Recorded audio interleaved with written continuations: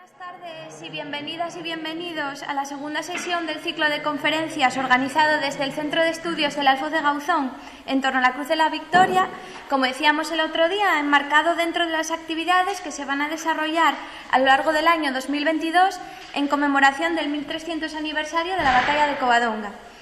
En esta segunda sesión tenemos previstas las siguientes ponencias, por este orden. Cuando los objetos se hacen poderosos cambiando de significado, la Cruz de la Victoria, presentado por la doctora Raquel Alonso Álvarez. A continuación, la doctora Isabel Ruiz de la Peña nos presentará su ponencia titulada La Cámara Santa de la Catedral de Oviedo, Arquitectura y Tesoro para legitimar el poder. Y finalmente, las cruces en las monarquías altomedievales, la Cruz de la Victoria, presentada por el doctor Lorenzo Arias Páramo. Para finalizar, comentarles que ya no quedan plazas para la visita que vamos a realizar al Castillo de Gauzón el próximo 2 de julio. Y ya bueno, sin más dilación y para no extenderme mucho, vamos a comenzar con la primera ponencia del día de hoy, la cual estará a cargo de la profesora Raquel Alonso Álvarez, actual docente e investigadora del Grupo Texto e Imagen de la Universidad de Oviedo. Ha sido becaria de la Universidad de Oviedo y del Instituto de Estudios Franciscanos, Universidad de Perugia.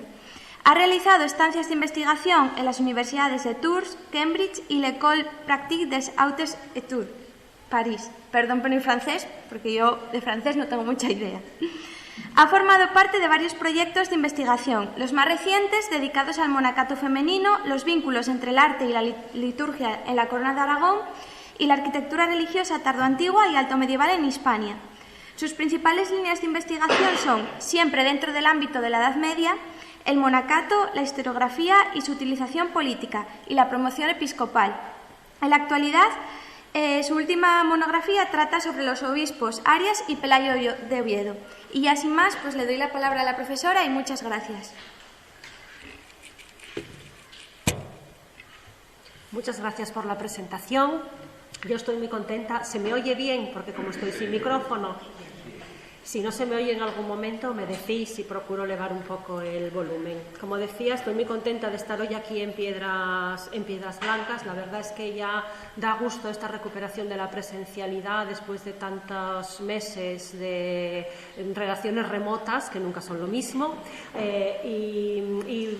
Como digo, estoy muy contenta de estar hoy en Piedras Blancas y quiero, claro, por supuesto, como es lógico y además como lo hago con mucho gusto, quisiera agradecer a los organismos que han hecho posible que hoy esté aquí pronunciando esta conferencia, al Centro de Estudios del Alfoz de Gauzón, al Ayuntamiento de Castrillón y al Centro Cultural Vale que nos alberga. Y si me permitís, pues muy especialmente a Rubén Domínguez, antiguo alumno y hoy compañero de departamento. Gracias, Rubén, por la invitación. Y gracias también por esta amable presentación, aunque tengo que aclarar que la monografía de Arias y Pelayo no está terminada, lo digo para no crear falsas expectativas. Bueno, pues cuando Rubén y el Centro de Estudios del Alfoz de Gauzón me propusieron pronunciar hoy esta conferencia, pues entiendo que consideraban interesante una línea de investigación que hace tiempo que desarrollo y en la que lo que intento hacer es analizar de qué manera los objetos simbólicos y los acontecimientos importantes o que son importantes para nosotros del pasado y que nosotros percibimos en la actualidad como una especie de foto fija, como si todo se hubiera abalanzado sobre nosotros y no pudiéramos contemplar más que un estadio de una construcción histórica, como digo, sin embargo, esta foto fija en realidad oculta una serie de periodos diferentes, de capas constructivas históricas, que son las que acaban por generar nuestra imagen de un objeto histórico o de un acontecimiento. Es decir, la manera en la que nosotros percibimos el pasado es mucho más monolítica de la que en realidad corresponde a la construcción histórica real. Y esto es una línea de investigación muy frecuentada por los historiadores de la actualidad, los historiadores del arte. Muchas veces lo que necesitamos hacer los historiadores y los historiadores del arte es realizar un proceso de deconstrucción, es decir, ir retrocediendo hacia el pasado para intentar averiguar cuáles son las diferentes fases las diferentes construcciones históricas que han acabado por consolidar una imagen concreta en el momento actual. Esto que puede parecer un poco abstruso, espero que se pueda entender bien cuando explique el caso al que me voy a referir hoy, que es la Cruz de la Victoria, que es un espléndido ejemplo de construcción histórica en ese sentido. Es muy frecuente, y esto sucede en toda Europa, no es una especialidad ni hispánica ni asturiana, es muy frecuente que los objetos antiguos sean objeto de diferentes recontextualizaciones a lo largo de la historia. Y en el curso de estas recontextualizaciones es frecuente que cambien de contenido y que cambien de significado. Y eso es muy frecuentemente lo que hace que sigan siendo actuales. Esto ya lo estudió hace mucho tiempo Patrick Gehry, que es el autor de esta afortunadísima expresión The Relics of the Past, es decir, las reliquias del pasado, en su muy influente libro publicado en 1994, según Gehry, estas reliquias acaban por continuar siendo significativas en el presente, pero cambiando de significado a lo largo de su evolución. De manera que nosotros tenemos una relación con los acontecimientos y los objetos más importantes del pasado, casi, como diría Metcalfe, como si fueran parte de una cultura semi-alienígena, porque esos objetos forman parte de una cultura de la que nosotros ya no participamos, pero, sin embargo, nosotros somos herederos de ella. Así que, por una parte, nos resultan ajenos, porque proceden de una época y de un contexto cultural histórico muy diferente del nuestro, pero como nuestro contexto actual es consecuencia de la evolución histórica europea, pues también nos pertenecen en cierto sentido. Y por esa razón, algunos objetos creados en culturas absolutamente ajenas a la nuestra siguen siendo, sin embargo, para nosotros importantes y significativos. Como esto puede ser un poco difícil de entender simplemente en una exposición teórica, voy a poner un par de ejemplos europeos para que se advierta a qué me refiero. Por ejemplo, en la abadía francesa de Conques se conserva todavía en la actualidad, en el tesoro de la abadía, lo que se conoce como la A de Carlomagno. Según la leyenda, Carlomagno, el emperador de los francos del siglo IX, habría realizado una especie de clasificación por orden alfabético de las abadías que había fundado o favorecido según su importancia. Y, por supuesto, según la versión interesada del clero de la abadía, de los monjes de la abadía de Conques, a este centro le habría correspondido la letra A, porque sería la más importante. Y se exhibe todavía, como digo, en la actualidad, esta pieza, supuestamente la A regalada por Carlomagno, que en realidad, y como cualquier especialista en Edad Media puede advertir, no es más que una recomposición realizada con piezas de diferente naturaleza e incluso de diferente época. En los brazos de la A pues podrían proceder de una cruz enjollada, emparentada con la de los Ángeles o la de la Victoria, por poner casos que conocemos, y sin embargo la base es probablemente una pieza o un fragmento quizá de un relicario románico o por lo menos mucho más tardío. Este es un ejemplo de recontextualización de objetos, es decir, en la abadía se cuenta con una serie de elementos, en este caso dispersos y probablemente en mal estado, se recomponen y se introducen en un discurso completamente diferente, que es un discurso propagandístico. Algo parecido se hizo también, y estas cosas se suelen hacer frecuentemente, ya lo veréis en el siglo XII.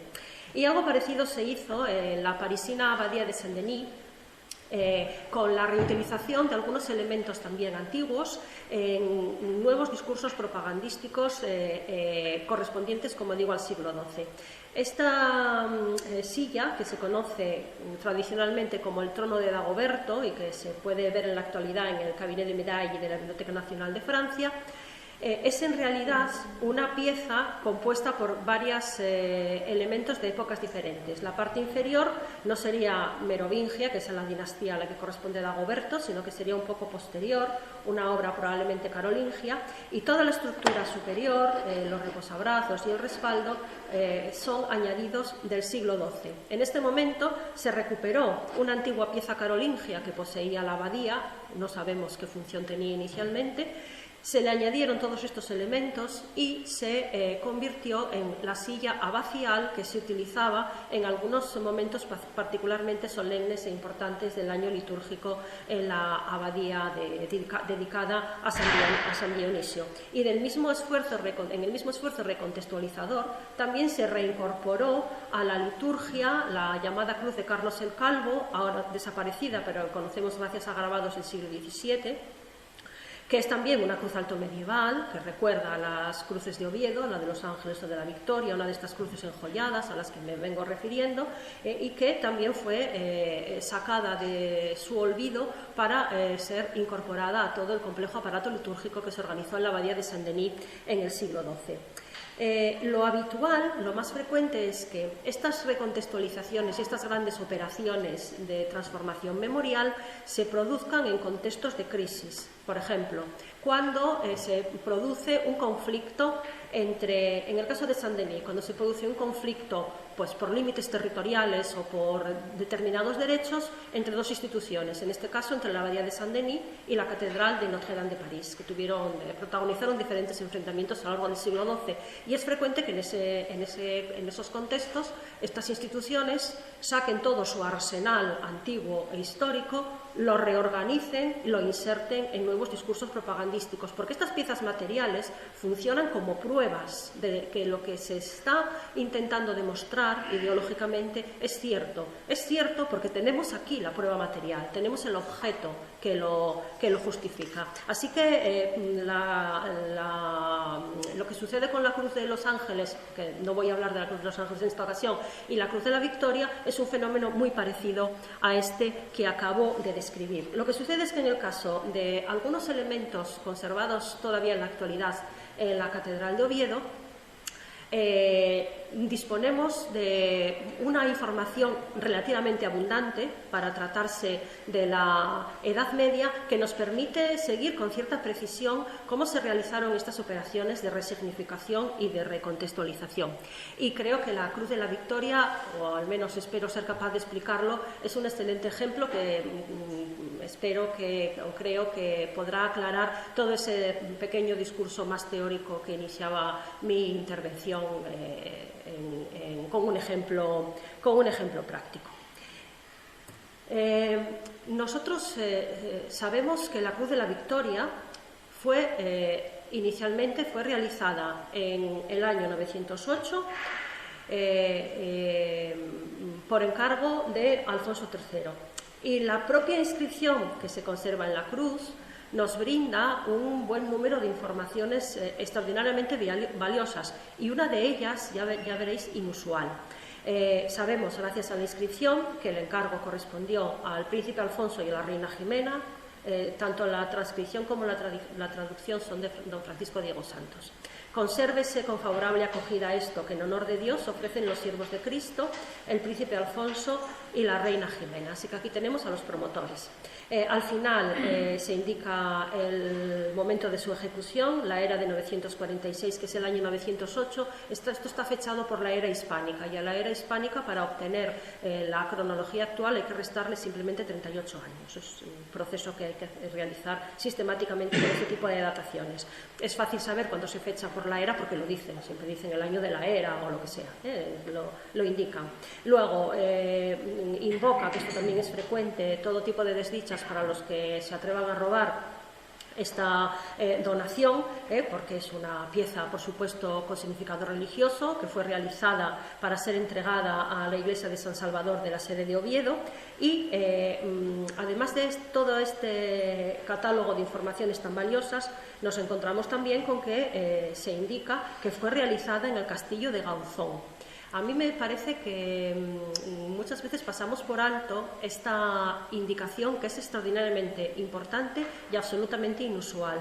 Yo no conozco ni una sola pieza de esta naturaleza en la Alta Edad Media europea, además de la Cruz de la Victoria, que indique dónde fue realizada, lo cual quiere decir con toda seguridad que este castillo de Gauzón tiene un significado particularmente importante en el gobierno de Alfonso III, porque si no, no entraría esta información en una pieza tan relevante y con un campo epigráfico que es limitado, porque se ciñe a los brazos de la cruz. Para mayor fortuna, que estas cosas en historia, en arqueología y en historia del arte suceden muy, muy pocas veces, los arqueólogos, Noelia Fernández, Covadonga Ibáñez, Alejandro García y Iván Muñiz, los arqueólogos en una de las últimas, no sé si en una de las últimas, bueno, ya hace unos cuantos años creo, que descubrieron el taller de metalurgia en el propio castillo de Gauzón. Agradezco, por cierto, a los arqueólogos que me hayan prestado, que me hayan proporcionado las imágenes. El taller de metalurgia en el que con toda probabilidad se realizó la Cruz de la Victoria. Otra coincidencia de una fortuna absolutamente inusual, porque tampoco se conservan talleres metalúrgicos en los que se hayan realizado piezas altomedievales casi nunca. No voy a decir nunca, porque cuando uno dice nunca en estos casos siempre acaba equivocándose, pero casi nunca. Cuando apareció el taller metalúrgico del Castillo de Gauzón, la verdad es que para mí fue uno de los momentos más emocionantes de mi vida como historiadora del arte. Nunca pensé que se pudiera localizar el sitio en el que realmente fue realizada, o probablemente, con toda probabilidad, fue realizada una obra de esta importancia y de esta naturaleza. Por lo que respecta a su función, la verdad es que nos resulta difícil establecerla. En este momento, entre los siglos IX y X, no existe esa tipología que luego será tan frecuente que conocemos como la cruz de altar y que todavía puede verse en las iglesias de ahora. La cruz que está colocada generalmente sobre una peana o un soporte de cualquier tipo encima del altar. Eso es un modelo que no empieza a difundirse hasta época bastante tardía poscarolingia. Chassel, que es la investigadora que ha estudiado esta cuestión, la sitúa el inicio de este tipo de cruces de altar colocadas encima del altar ya muy avanzado el siglo X, ya casi al borde del milenio.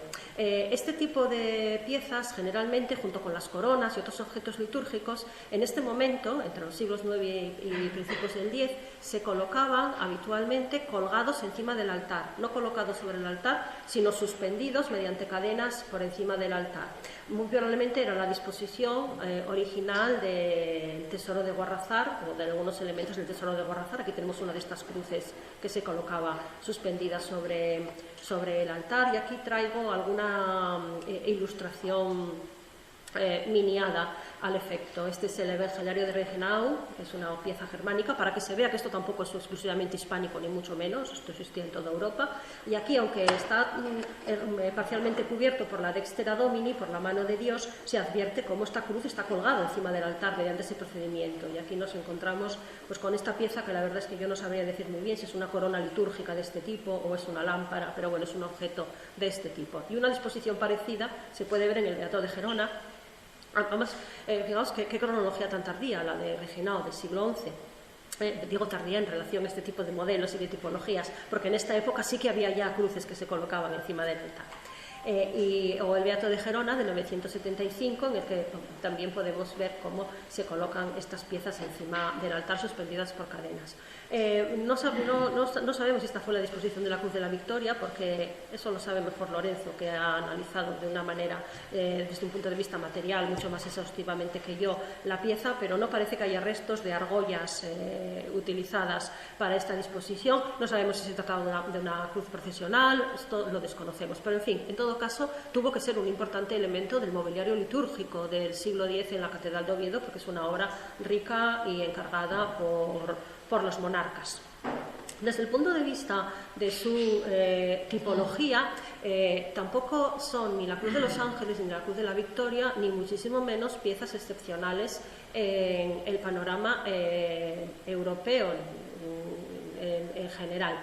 El modelo parece que surge del siguiente proceso. Nosotros sabemos, gracias a, por cierto, una galaica, una peregrina galaica, una viajera galaica, Egeria, que visitó los santos lugares de Jerusalén en el siglo IV, sabemos que en el Santo Sepulcro, en este espacio que se conoce como el atrio interior, se disponía una monumental cruz de madera que desempeñaba un papel muy importante en las ceremonias litúrgicas del Triduo Sacro, es decir, de Semana Santa, del ciclo pascual. que era litúrgicamente muy importante en la Antigüedad tardía y en la Alta Edad Media, más que en la actualidad probablemente. Y sabemos o podemos suponer que algo más tarde, quizá en el siglo V, esta monumental cruz que se colocaba, que estaba situada en el atrio interior del Santo Sepulcro de Jerusalén, fue revestida con placas de oro, láminas de oro y piedras preciosas. Y se ha supuesto que correspondería a este objeto más o menos, o su aspecto podría corresponder a esta representación que se encuentra en la Basílica de Santa Pudensiana de Roma, aunque hay que advertir que este mosaico está muy profundamente modificado y restaurado en diferentes momentos. Aquí traigo una vista un poquitín más próxima. A partir de este momento es un tipo que se difunde extraordinariamente en la cristiandad, tanto latina como griega. Hay cruces bizantinas de este tipo y también hay cruces occidentales. Y como se asocia generalmente esta modalidad al Santo Sepulcro, es habitual, es muy frecuente que se utilicen como stauroteca, es decir, que alberguen una reliquia de la Vera Cruz. Son muchas veces cruces relicario, no siempre, pero yo de los ejemplos conocidos casi, no sé si en el 90 y pico % de los casos. Y como digo, no es un modelo extraño a la tradición cristiana, ni oriental ni occidental. Y traigo un par de ejemplos simplemente para que se vea. Esta es la espléndida cruz de Brescia del siglo VIII, anterior a esta obra. Y también a la Cruz de los Ángeles, que es otra de estas piezas revestida con láminas de oro y ornamentada con camafeos, piedras de diferente tipo, etc. O, en una cronología posterior, la espléndida Cruz de Lotario de hacia el año 1000, también con este magnífico camafeo en el cruce de brazos. Y esto es lo que podemos decir a grandes rasgos, digo, en un panorama general, a propósito de la utilización y la tipología y el modelo que corresponde la Cruz de la Victoria en el momento en el que fue realizada. Lo que sucede es que después de esta donación en el año 908, que conocemos, como digo, gracias a la inscripción colocada en la propia cruz, se cierne sobre ella un silencio de siglos. No vuelve a aparecer en la documentación, desaparece completamente de las fuentes hasta, como digo, el título de este pequeño epígrafe, un largo silencio, desaparece completa y absolutamente de las fuentes hasta que se recupera en el siglo XII. Hay que tener en cuenta, aunque luego volveré sobre esta cuestión, hay que tener en cuenta que toda la tradición legendaria que asocia la Cruz de la Victoria con, no sé si he dicho en alguna ocasión Cruz de los Ángeles, si lo he dicho quería decir Cruz de la Victoria. Como digo, esta tradición legendaria que asocia el alma de madera, el núcleo de madera de la Cruz de la Victoria con el estandarte o el emblema que enarbolaría el príncipe Pelayo en la batalla de Covadonga, no aparece desarrollada hasta el siglo XVI. Se encuentra en esta obra muy conocida de Ambrosio de Morales, el llamado Viaje, que, como se ve en la propia portada, fue realizado por orden del rey Felipe II y que tuvo como objetivo realizar una suerte de inventario de reliquias, sepulcros reales y libros manuscritos de las catedrales y de los monasterios del reino, que se publicó, ahí lo pone, en 1765. El viaje en realidad se realizó, y voy a mirarlo porque yo de memoria ya casi no puedo decir nada, en 1572. Y es aquí donde se encuentra por primera vez desarrollado, no la primera noticia que vincula esta cruz con el príncipe Pelayo, pero sí por primera vez desarrollada esta leyenda. Y la voy a leer porque es muy breve. Cuando Ambrosio de Morales reconoce la Cruz de la Victoria, esta se encuentra ya en este edificio que ahora llamamos Cámara Santa, que no es su denominación original. La Cámara Santa empieza a denominarse de esta manera aproximadamente hacia el siglo XVI, pero para entendernos se encuentra en la Cámara Santa. Luego sigue Frontero de la Ventana, está haciendo la descripción de las obras de la Cámara Santa de cara a la ventana del testero del fondo, la cruz de roble que el rey don Pelayo traía por bandera en las batallas.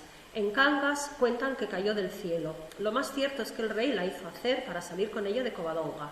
No hay más testimonio de que sea esta la cruz del rey don Pelayo de la tradición de unos en otros. Yo quisiera que el rey lo dijera en su letrero, en la inscripción de la cruz, en donde indica que fue realizada en Gauzón, la cronología, etc. Y aún me parece no lo callara, si no es que quiso imitar al Casto, que tampoco dijo nada de los ángeles en su cruz. Ambrosio de Morales ya conoce la leyenda y la conoce con un cierto desarrollo, y lo más probable es que esta leyenda se la hayan referido los propios canónigos de la Catedral de Oviedo, que es donde se encuentra en este momento. Pero es la primera vez, como digo, en la que aparece desarrollada con cierta amplitud y cierto detalle. Por cierto, aquí se advierte muy bien esa visión crítica que tiene Ambrosio de Morales en esta cronología tan temprana y que lo hace un erudito un poco fuera de lo corriente y extremadamente interesante. ¿Quiere esto decir que nadie había asociado la Cruz de la Victoria o el alma de madera de la Cruz de la Victoria con la batalla de Covadonga y con el príncipe Pelayo y con Ambrosio de Morales? No. Existen referencias anteriores, como voy a intentar explicar a continuación, pero aquí aparece por primera vez, como digo, el relato extenso.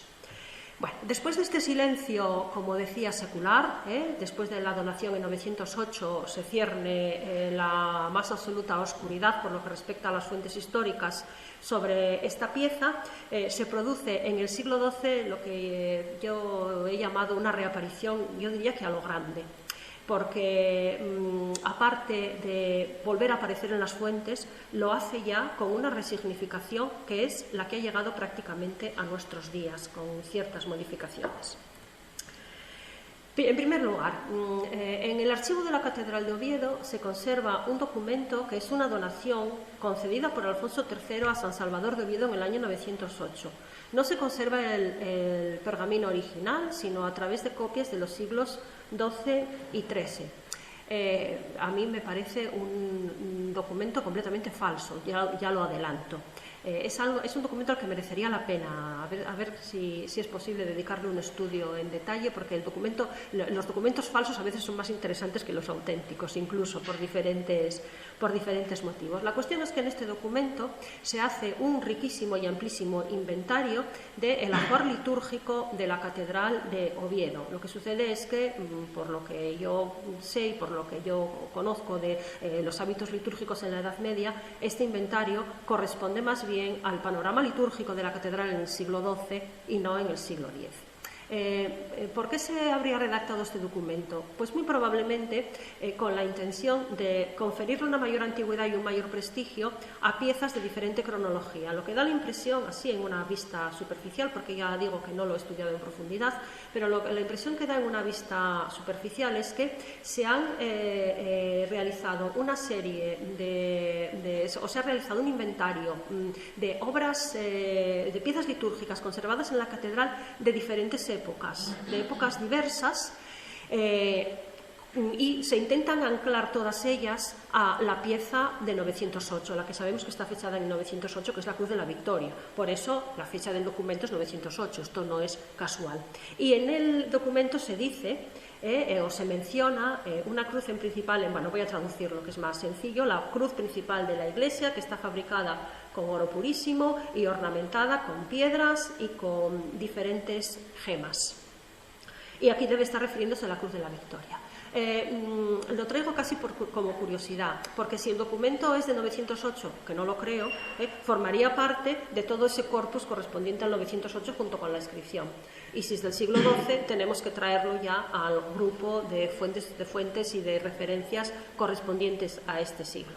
Pero en todo caso, sabemos con toda certeza que esta reaparición y esta salida de las sombras de la Cruz de la Victoria se realizó en el contexto propagandístico desarrollado por uno de los más importantes prelados de la sede asturiana, el obispo Pelayo, cuyas fechas extremas traigo aquí. Está documentado por primera vez en 1089, ya como obispo auxiliar de Oviedo, y debió de morir aproximadamente hacia 1153. El obispo Pelayo de Oviedo fue el autor o el promotor o quizá las dos cosas, de un importantísimo corpus textual que está formado fundamentalmente por dos obras. El primero es el muy conocido Liber Testamentorum Ecclesiae Ovetensis, realizado probablemente hacia 1120 y que todavía en la actualidad se conserva en su versión original en el archivo de la Catedral de Oviedo. El Liber Testamentorum es un cartulario. Un cartulario es un códice en el que se copian documentos. La mayor parte de los cartularios europeos, esto es una modalidad también que empieza a desarrollarse hacia el año 1000, la mayor parte de los en el territorio del Imperio Germánico, la mayor parte de los cartularios europeos son meramente instrumentales y son muy sencillos, es decir, en ellos se copian documentos pues porque están a punto de convertirse en ilegibles, porque su caligrafía ya dificulta mucho su lectura y son, como digo, meramente prácticos e instrumentales. O en otras ocasiones, pues porque interesa coleccionar, yo qué sé, pues las donaciones o los documentos relativos a una propiedad concreta. Pero en otros casos nos encontramos con cartularios que se denominan históricos o monumentales y yo creo que el mejor ejemplo europeo es el Liber Testamentorum y me parece que he visto casi todos los cartularios europeos, que son obras que conservan esa naturaleza de recopilación documental, pero que suelen introducir también episodios históricos, legendarios, incluso epigráficos y sobre todo que reciben una ornamentación mucho más rica. Por ejemplo, la extraordinaria del Liber Testamentorum, un códice de gran tamaño con un número muy elevado de miniaturas a página completa como esta que traigo en la actualidad. ¿Por qué se invierten tantas sumas en estas piezas? Pues porque generalmente forman parte de esas operaciones propagandísticas a las que me refería al principio. Bueno, pues es el obispo Pelayo el que encargó este Liber Testamentorum, este suntuoso cartulario. Pero a la vez encargó también un conjunto de obras históricas. Es muy frecuente que estos cartularios monumentales o históricos se complementen con códices históricos también. Se encargó una obra histórica que es de muy complejo análisis. Esta no la conservamos en sus versiones originales, sino a través de copias, pero muchas medievales, de fines del 12, principios del 13, que conocemos para resumir y para simplificar como el Corpus Pelagianum. Estas son obras de naturaleza histórica en las que se copian crónicas y relatos históricos de diferente tipo y que experimentaron diferentes fases de redacción. Bueno, aquí traigo simplemente los más significativos y las copias medievales o que nos orientan acerca del aspecto medieval. Me parece que el estadio más primitivo es este llamado Codex Vetustissimus Ovetensis, que conservamos gracias a una copia, por cierto, encargada por el propio Ambrosio de Morales en la Biblioteca Nacional de España. Un estadio intermedio sería la compilación A, representada por Biblioteca Nacional de España 1358 y 2805 y Real Academia de la Historia 9, 5496 y Biblioteca de la Universidad de Leiden latino 91, y la fase más madura que sería la compilación B, Biblioteca Nacional de España 1513, también conocido como Códice de Batres. Bueno, pues en todo este conjunto, Pelayo de Oviedo, utilizando elementos antiguos, realiza estas construcciones memoriales a las que me vengo refiriendo. ¿Y qué elementos antiguos utiliza? Pues, por ejemplo, Lucus Asturum, que por cierto, afortunadamente está volviendo a ser excavada en estos últimos tiempos. El Arca Santa, que aunque el Arca Santa no sea antigua, porque el revestimiento de plata fue donado por Alfonso VI y es contemporáneo de Pelayo, pero sí la leyenda del Arca Santa indica que está revistiendo un gran cajón que llegaría de Jerusalén, etc. Y también utiliza las cruces de los ángeles y de la victoria en todo este gran discurso propagandístico. Es interesante advertir, sin embargo, que en la obra pelagiana no se encuentra en el texto ninguna alusión a esta vinculación del príncipe Pelayo. Son dos Pelayos, el obispo y el príncipe, del príncipe Pelayo y el alma de madera de la Cruz de la Victoria. Pero sí la encontramos en una ilustración. Este es uno de los códices del Corpus Pelagianum, correspondiente a la compilación A, en la Biblioteca Nacional de España 2805, y aquí se inicia la crónica albeldensia. Estos grandes cronistas medievales solían operar de una manera, todos ellos muy semejantes. Lo que hacían con frecuencia era utilizar crónicas preexistentes e ir añadiendo unas a otras. Por ejemplo, en el Corpus Pelagianum se empieza copiando la Crónica Mayora de Isidoro de Sevilla, que empieza nada más y nada menos que en la creación. Luego, igual me salto alguna por el medio, pero vaya, para que se hagan una idea. Después, las crónicas isidorianas sobre los visigodos, los suevos, los vándalos, los alanos, etc. A continuación, las crónicas asturianas. Y así sucesivamente hasta llegar a la época contemporánea en la que el propio Pelayo redacta su crónica. Y es frecuente que a estos textos preexistentes se les vayan añadiendo adiciones diversas. Bien, pues este es el principio de la crónica albendense, copiada en el Corpus Pelagianum con este procedimiento historiográfico al que me acabo de referir. Y aquí el texto sigue más o menos literalmente al original, con este principio: primum in Asturias Pelagius regnavit in canonicas. El primero que reinó en Asturias, en Cangas, fue Pelayo, una traducción un poco libre. Pero en el texto no se hace ninguna alusión en ningún momento a la relación entre Pelayo y la Cruz de la Victoria, pero sí aparece en la ilustración. Aquí tenemos a Pelayo en la cima que está defendiendo, aunque resulte un tanto difícil hacerse idea. Estos en realidad son los conquistadores musulmanes, aunque su aspecto sea más bien de guerreros cristianos. Y aquí el príncipe Pelayo enarbola la cruz, que es con toda probabilidad, o por su aspecto indica que es la Cruz de la Victoria, y además es muy significativo la importancia que le otorga al señalarla con el dedo en este gesto tan elocuente y que es tan característico del universo gestual de las representaciones figuradas medievales. Así que en este caso, y esto me gusta destacarlo porque también indica y manifiesta que la imagen en este tipo de códices no es ni mucho menos servil respecto del texto, muchas veces es independiente o complementaria o establece un cierto diálogo con el texto. Esto es un caso paradigmático porque la imagen nos explica aquí cosas que el texto no dice. Bueno, pues es la primera aparición de esta pieza. Aunque el Corpus Pelagianum no se conserva en su versión original de época de Pelayo de Oviedo, sí algunos elementos formales e iconográficos indican que las miniaturas, una buena parte al menos, deben de seguir el modelo anterior que están reproduciendo. Bien, así que esta es la primera aparición. ¿Por qué Pelayo de Oviedo organiza esta compleja operación memorial, estos carísimos encargos de códices riquísimamente ilustrados, la recontextualización de objetos antiguos? Pues porque se encuentra, como decía al principio, en un contexto de crisis. La diócesis de Oviedo no es una diócesis de fundación particularmente antigua, si tenemos en cuenta la cronología del resto de las diócesis hispánicas.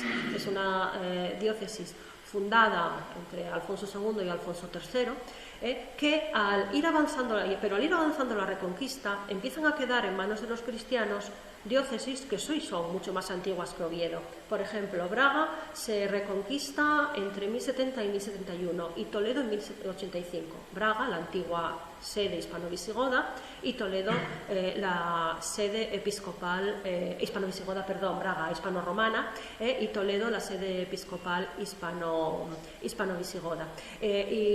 La diócesis del episcopado ovetense se siente amenazado por estas diócesis que se recuperan, que empiezan a reivindicar su derecho sobre diócesis que son posteriores a ellas, y para prevenir estos ataques a la independencia ovetense se pone en marcha toda esta maquinaria propagandística. Además de eso, la ciudad de Oviedo es una ciudad extraordinariamente prestigiosa porque se conserva perfectamente, como es lógico, en el reino el glorioso recuerdo de su pasado como sede de la corte en época de los reyes de Asturias, pero desde el punto de vista práctico está cada vez más alejada de los centros de poder.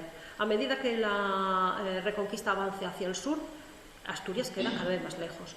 Y también esto es un sistema de reactivar el interés de los reyes por su antigua sede, conseguir que los reyes sigan visitando de vez en cuando Oviedo, sigan otorgándole donaciones. Así que, como digo, también es una operación de este tipo la que impulsa y la que desencadena esta gran operación memorial dirigida por el obispo Pelayo de Oviedo, aunque yo creo que probablemente esto ya estaba más o menos diseñado en época de su predecesor Ares, pero en todo caso entre fines del siglo XI y la primera mitad del siglo XII. A partir de este momento la tradición se consolida esta vinculación entre el alma de madera o la cruz de la Victoria y el príncipe Pelayo en la batalla de Covadonga, y ya encontramos referencias, por ejemplo, en las actas capitulares de 1305 de la catedral, donde aparece esta expresión: una cruz grande cubierta de oro que dicen que fue del rey Pelayo. Esta asociación que ya aparece clarísimamente establecida. O el recuerdo en el texto correspondiente a Ambrosio de Morales en el siglo XVI. Además de esta asociación a Pelayo, en esta época, pero esto no sabemos exactamente cuándo, pero sabemos que es una tendencia que ya se puede detectar perfectamente en el siglo XVI, la Cruz de la Victoria ha ido también convirtiéndose en una pieza que se considera una reliquia, que tiene un particular contenido sagrado. En esto fue precedida, sin duda, por la Cruz de los Ángeles. La leyenda de la Cruz de los Ángeles aparece en el siglo XII, a la vez en Pelayo de Oviedo y en la historia silense. Y sabemos también que a lo largo del siglo XII pasó de estar colocada en el altar mayor de la Catedral de San Salvador, porque sabemos que en el siglo XII era la cruz del altar mayor de San Salvador, a trasladarse al Thesaurus, es decir, al tesoro que luego conoceremos como Cámara Santa, que en este momento ya se estaba convirtiendo en un relicario después de la apertura del Arca Santa en 1075. Así que el proceso de relicarización de la Cruz de la Victoria es un proceso que podemos seguir con cierta precisión, que podemos situar en el siglo XII. Respecto a la Cruz de la Victoria no podemos estar tan seguros, porque no tenemos indicios tan antiguos, pero sí sabemos que en el siglo XVI esta tendencia está consolidada.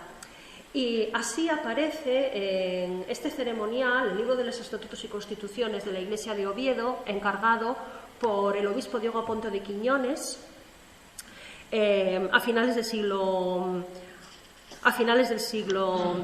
XVI. Estaba mirando la fecha concreta, en 1588, y en la que la Cruz de la Victoria aparece ya claramente clasificada e incluida en el conjunto de reliquias de la Cámara Santa. Y voy a leer el pasaje.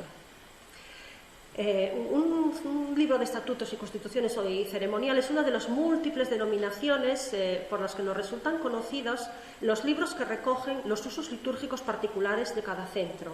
La Iglesia tiene unos usos que son generales, los usos habituales, los usos romanos, ya en este momento, pero además de eso, cada centro eclesiástico tiene usos particulares. Por ejemplo, en un edificio que está dedicado, yo que sé, a San Pedro, pues las fiestas de San Pedro se celebran con una solemnidad y una complejidad litúrgica mayor que otro tipo de fiestas, cosas de este tipo, Y luego también depende de los elementos de que dispongan y de la disposición. No es lo mismo una procesión o una ceremonia de, yo que sé, pues del cirio pascual en un edificio con unas características arquitectónicas que con otras, o no se coloca el monumento de Semana Santa en el mismo lugar, en unos edificios o en otros edificios. Bueno, hay variaciones de este tipo y estas están recogidas en estos usos particulares que se reciben innumerables denominaciones: consueta, liber constitutionis, liber constitutionario, en fin, y uno de ellos es este. Este es un libro de este tipo. Bueno, pues cuando está refiriéndose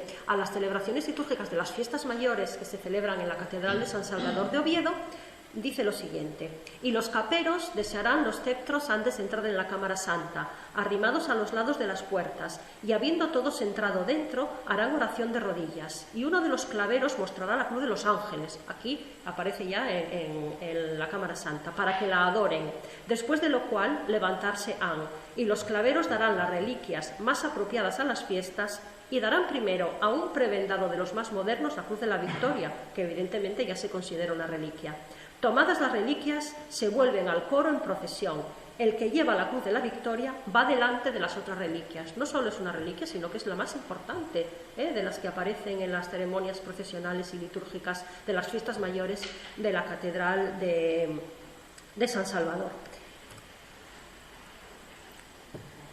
Esta es una imagen, es muy conocida y voy a intentar explicar a través de ella cómo, por una parte, la Cruz de los Ángeles siguió resultando significativa hasta época contemporánea, porque si siguiéramos con toda la historiografía de los siglos XVII y XVIII hispánica, nos encontraríamos con una visión de la Cruz de la Victoria muy parecida a esta que ya hemos visto formulada a través de las fuentes más antiguas. Por eso no insisto en ello. Y hasta tal punto tuvo continuidad y se consolidó de una manera, yo diría que casi rocosa, toda esta tradición concerniente a la relación entre la Cruz de la Victoria y el Pelayo, que en 1942 Franco entró en la catedral enarbolando la Cruz de la Victoria, como se ve en la fotografía. Y además en la prensa de la época indican explícitamente que a semejanza de Pelayo. Y esto se dice de manera completamente explícita. Sin embargo, es muy interesante advertir que este intento de apropiación franquista de este símbolo de importancia secular no tuvo éxito, porque a pesar de estos intentos, la Cruz de la Victoria se ha convertido de manera muy evidente en un elemento identificatorio transversal en Asturias. Y estos son los símbolos que valen, con los que se identifica todo el mundo. Si con los símbolos se identifica a un grupo de la población y otro no, entonces no valen. No son símbolos generales, son símbolos que enfrentan a grupos diferentes. Los que son útiles y los que cohesionan son los que valen para todo el mundo. Y este es un ejemplo, creo que evidente y clarísimo. No solo porque aparezca en la bandera de Asturias, como todo el mundo sabe, sino porque yo no sé si os habéis dado cuenta del detalle de que ni siquiera los grupos más laicos de la comunidad asturiana ha puesto nunca en cuestión la presencia de una cruz en la bandera del Principado. Esto cuando se explica a personas que no son asturianas les resulta extraordinariamente chocante y sorprendente. Siempre te preguntan, pero aquí nadie se opone a que haya una cruz, que es un signo claramente confesional, obviamente, en la bandera del Principado. Pues no, porque ha tenido la capacidad, probablemente porque es un símbolo muy antiguo, como puede verse, con una evolución muy compleja y muy enraizada en la tradición histórica, ha tenido la capacidad de convertirse en un símbolo completo y absolutamente transversal y de general aceptación, hasta el punto de que en ocasiones lo encontramos incluso un tanto vulgarizado, en joyería de diferente calidad, y yo diría que en ocasiones casi convertido en un icono pop, por ejemplo, cuando lo encontramos como una pegatina en un móvil o en un coche, o en esta abracadabrante versión en tatuaje, en el que además se ha extraído la inscripción para colocarla rodeando la cruz con esta caligrafía, por cierto, completamente anacrónica. No solo eso, sino que además la Cruz de la Victoria se utiliza también en contextos de reivindicación social, en ocasiones de un signo ideológico que parecería contradictorio con el propio elemento, por ejemplo, cuando se utilizaba hace tiempo en alguna cartelería del Partido Comunista de Asturias. Es algo que también sorprende extraordinariamente a los que no son asturianos. O en reivindicaciones sociales, como en este cartel. Yo, como soy gijonesa, pues conozco estos casos, seguro que los avilesinos conocerán otros y los obetenses tendrán otro repertorio, cuando los trabajadores de la fábrica de amortiguadores Monroe intentaron, con éxito por cierto, que no se cerrara la fábrica, y utilizaban esta cartelería en la que no falta ni un solo elemento: covadonga, la santina, el urriellu, una botella de sidra, esta maravillosa acumulación, y que indica que es un elemento claramente aceptado incluso en reivindicaciones sociales de este tipo de signo. No solo esto, sino que puede incluso, y con esto termino, puede incluso reutilizarse con usos tan sorprendentes como estos que vemos en la pantalla. Esta es una foto que yo saqué del periódico, de la versión digital del periódico, de una presentación de un proyecto o algo por el estilo en la EPI de Gijón, en el campus de ingeniería de Gijón, en los que, y esto me parece divertidísimo, en los que los supuestos pendentif, los colgantes de la cruz, se han convertido en el I+D de investigación y desarrollo. Yo cuando tenga tiempo voy a escribirle al director de la Escuela de Ingenieros para preguntarle a quién se le ocurrió esto, porque me parece maravilloso. Es extraordinariamente imaginativo. Y lo traigo para que se vea hasta qué punto es un símbolo y es un elemento que a los asturianos nos viene a la cabeza para múltiples usos, con múltiples funciones y con múltiples contenidos, y que más o menos conservando su carácter histórico es susceptible, y estos son los símbolos también que funcionan y los que siguen vigentes, es susceptible de relecturas, transformaciones, reutilizaciones y usos en muy diferentes contextos y con muy diferentes intenciones. Bueno, pues yo, como soy medievalista, me gustaría aprovechar para rogaros que no olvidéis que todas estas utilizaciones de este símbolo tan importante para nosotros son posibles porque en el lejano siglo XII un oscuro obispo de Oviedo, el obispo Pelayo, decidió extraer de su secular olvido a lo que hoy conocemos como la Cruz de la Victoria. Muchísimas gracias por la atención y esto es todo.